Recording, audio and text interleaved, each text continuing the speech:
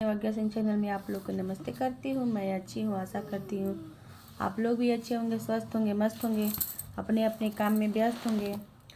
और मैं आप लोग के सामने एक शिव चर्चा का गीत गा रही हूँ। पसंद है तो लाइक कीजिएगा, सब्सक्राइब कीजिएगा। अरे आंगना में लोटे गेहूँ मन सा पावा हो, कैसे मारी गेहूँ मनावा।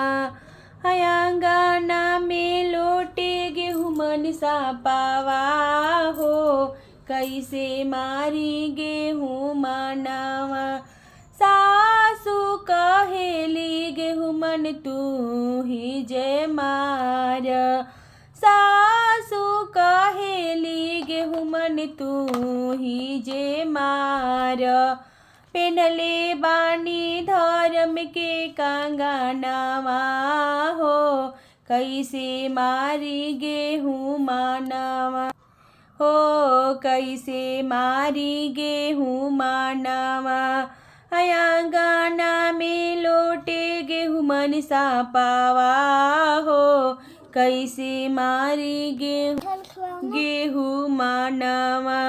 गोतीनी कहेली गेहूँ मन तू ही जे मार, गोतीनी कहेली गेहूँ मन तू ही जे मार। अरे पेनले बानी धर्म के कंगनवा हो, कैसे मारी गेहूँ मानवा। ओ कैसे मारी गेहूँ मानवा। आंगना में लोटे गेहूँ मन सा पावा हो, कैसे मारी गेहूँ मानवा। आंगना में लोटे गेहूँ मन सा पावा हो, कैसे मारी गेहूँ मानवा।